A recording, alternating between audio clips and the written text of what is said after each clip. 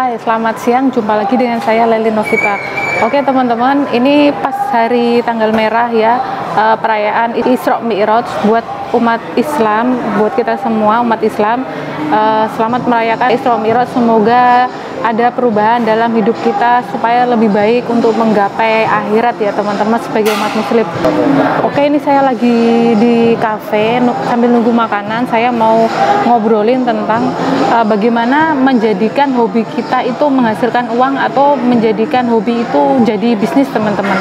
Kenapa? Jadi di sekitar lingkungan saya pun pernah saya temui beberapa teman atau bahkan saudara, bahkan saya sendiri pun menjadikan hobi itu sebagai ladang mencari pundi-pundi rupiah. Jadi kalau untuk penghasilan tambahan, kenapa tidak di luar penghasilan utama kita atau di luar pekerjaan utama kita.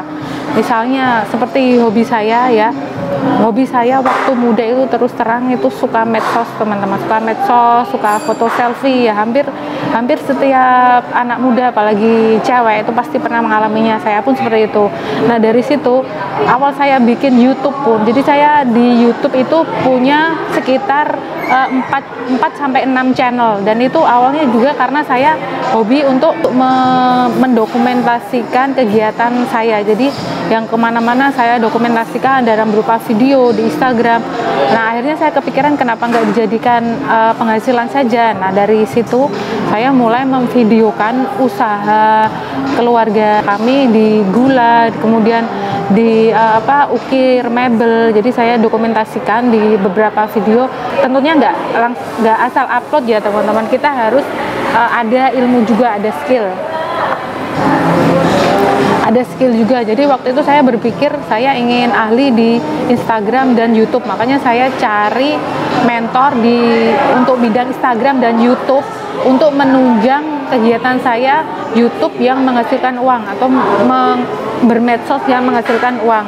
Dan alhamdulillah dari hobi itu sudah menghasilkan uang sekian ratus juta, alhamdulillah dalam waktu 1 tahun. Dan teman bisa lakukan hal seperti itu. Kemudian ada beberapa teman saya, dia tuh hobi banget dengan ikan koi.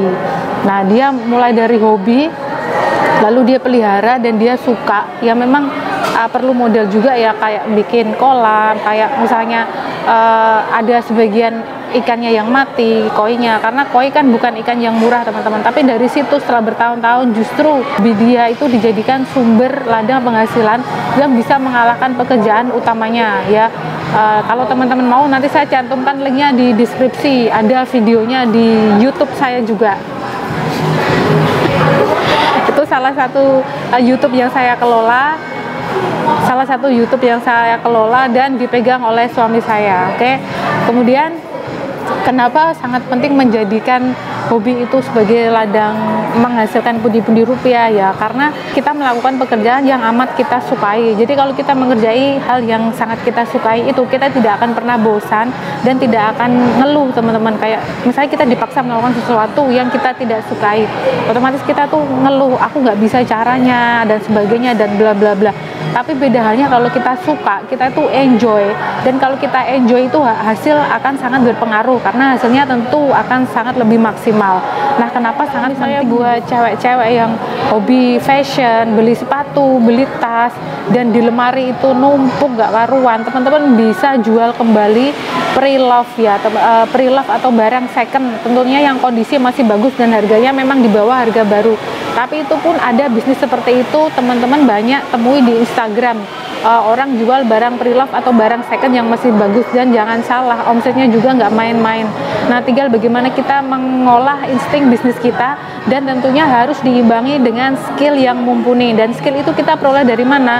Nah kita belajar sama mentornya. Sekali lagi, kalau kita mau belajar lebih maksimal atau terjun ke dalam bidang yang kita ingin lebih maksimal, kita harus belajar sama mentor teman-teman. Dan misalnya teman-teman belum cukup budget untuk mencari mentor, teman-teman bisa cari tutorialnya banyak banget di YouTube. Sekarang kan zamannya zaman era internet, banyak sekali informasi yang gratis yang kita peroleh di internet, itu gratis sekali. Di Google, di YouTube, atau di media-media lainnya, teman-teman bisa belajar otodidak ya teman-teman. Jadi jangan jadikan hambatan itu sebagai kendala ya. Kalau kita lebih enjoy melakukan sesuatu, tentu tidak akan ada kendala yang berarti. Nah, itu sebabnya sangat penting sekali menjadikan hobi kita sebagai ladang bisnis atau ladang mencari pundi-pundi rupiah tambahan. Siapa tahu dari yang tadinya bisnis sampingan justru omsetnya lebih besar mengalahkan pekerjaan utama kita, kan bisa saja terjadi seperti itu teman-teman. Kemudian yang hobi masak, misalnya masak-masak, nah teman-teman terutama ibu-ibu rumah tangga, nah teman-teman bisa untuk mulai bikin usaha catering rumahan, seperti bikin order hari ini menunya ini, siapa yang mau order bisa lewat story WA. Jadi atau bisa lewat mulut ke mulut, yang misalnya temennya banyak ya, bisa dari mulut ke mulut untuk bikin catering rumahan atau bisnis makanan kuliner di rumah. Jadi banyak banget caranya yang kalau saya sebutkan itu ada banyak ide teman-teman. Nah, itu pinternya teman-teman melihat peluang dari hobi yang teman-teman miliki. Oke, saya rasa cukup sekian dulu vlog singkat kali ini. Jangan lupa subscribe, like, dan komen. Oke, terima kasih, sampai jumpa.